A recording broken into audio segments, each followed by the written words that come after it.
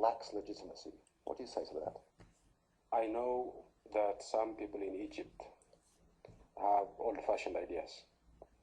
Old-fashioned ideas based on the assumption that the Nile water belongs to Egypt, and that Egypt has a right to decide as to who gets what of the Nile water, and that the upper riparian countries are unable to use the Nile water because they will be unstable and because they will be poor. These circumstances have changed and changed forever. Ethiopia is not unstable. Ethiopia is still poor, but it is able to cough up the necessary resources to build whatever infrastructure and dams it wants on the Nile waters.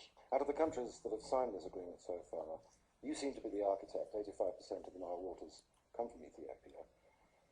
Are you prepared to negotiate further? Well, I would dispute the characterization.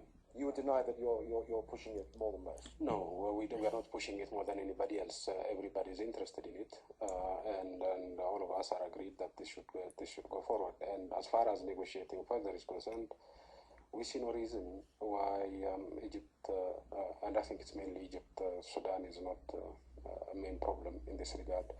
I see no reason why Egypt should not come back to the fold.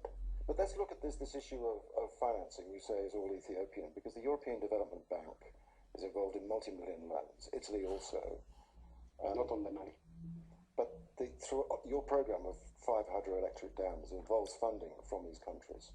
Not on the Nile. Yes, but that, nevertheless, whether it's on the Nile or not, if Egypt lobbies hard and you get into if this escalates, surely that funding could come into doubt. Egypt will not be able to stop Ethiopia from building dams on the Nile. That is history.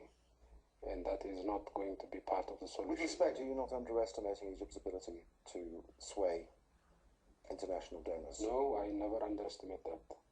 What I am suggesting that we are beyond that Ethiopia is able and willing to use its own resources to build dams on the Nile.